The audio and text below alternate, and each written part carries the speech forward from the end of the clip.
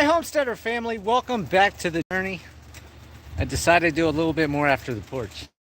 So let me go through, I'll show you the tad bit more that I did. And now I'm done for the night. I'm gonna go in, I'm gonna soak with the Epsom salts and watch some of my TV shows and take it easy for the rest of the night because I am totally wiped and beat. So for those of you that didn't see, I went ahead and I fenced in the screen, well, not screen in porch, but I fenced in the porch. So that got all taken care of earlier. Got that all done. There's the board on the outside that I was talking about. And then I went ahead, I put a board here, stacked some cinder blocks right there, and then just temporarily strung up this 6-foot fence and just put that down and around for what was left. So like I said, here's the other fence. I just hooked it on, and that's as high as it is, the fence. And then the 6-foot fence goes way up here.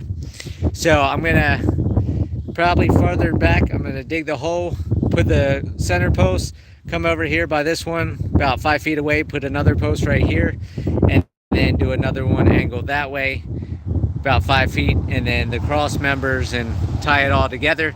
And then that will just stay screwed to the building like it is. So this way, the dogs can come back here. I just let them out, so I don't have to worry about them taking off, running right into the highway, or seeing somebody. At least I have temporary fence. And then, of course, I'll splice onto this fence, the end of the 6-foot fence, and I'll be running that all the way down to the garden area. I think, just to be safe, I'm just gonna go ahead and run 6-foot even. That's going to be fenced off for the garden, just so I've got a 6-foot perimeter all the way down. Now the dogs can get out this way, and they wanted to try to run a little bit, so I had to yell at them. I brought all 5 out at once, but they all listened. They didn't go past the garlic patch because there's the barbed wire fence back there. I can go show you that in a second. Now I went ahead, I screwed the last treated board that I had 10, so that worked out perfect. 8 for the front porch, 1 for here, and 1 for right here.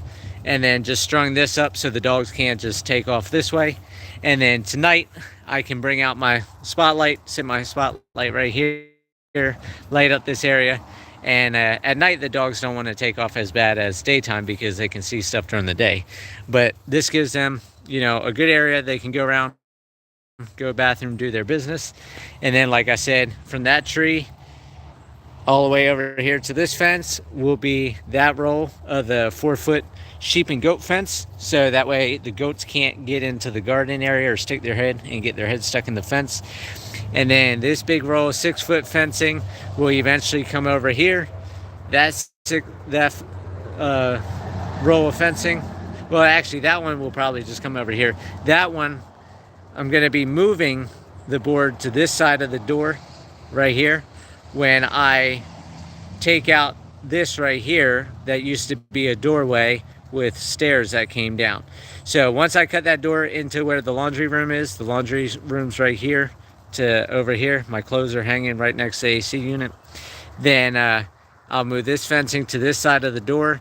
So then the dogs will come out this back door, and they're gonna have this area to the garden and then up to the front. So it's big enough for them to have some room, not where they can go crazy. And then eventually, once I had the whole thing fenced with 6-foot no-climb horse fence, then I'm also going to have a gate over here so I can take the dogs into the other area. But then when I had the snow cone, or the snowball business, I gotta stop saying snow cone, everybody keeps saying snow cone. When I had the snowball business, then the dogs will stay from this door over in this area, so that way when I have the window just around this corner, the dogs aren't barking, jumping up over here. They're going to be way back here to keep the dogs back. And then the goats and whatever other animals I bring in will be in the other area. And then of course the garden will have all the vegetables and everything I'm going to do. So that's what I did. I also got the seeding done. So if you look down here, you can see all the different seed on the ground. I went ahead, I did a contractor mix that I had, the fescue mix, and the, what's the clover? ladino clover that I used last year over at the homestead that started to take root.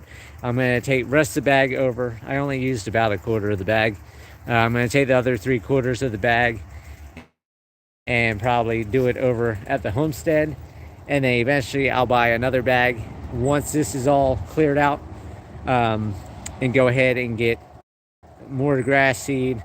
The purple top turnips, I still have a couple sacks of that. I have a couple sacks of the daikon radishes, so I'll go ahead and seed everything and just get all type of vegetation going for the animals. My goal is going to be first to get the 6-foot fence done around the perimeter, and then get the 4-foot fence around the garden bed so the goats can't get into the garlic. And as soon as I have the perimeter fence and the garden done, then I'm going to bring the goats over, and I'm going to let the goats stay here until they clear out all these woods.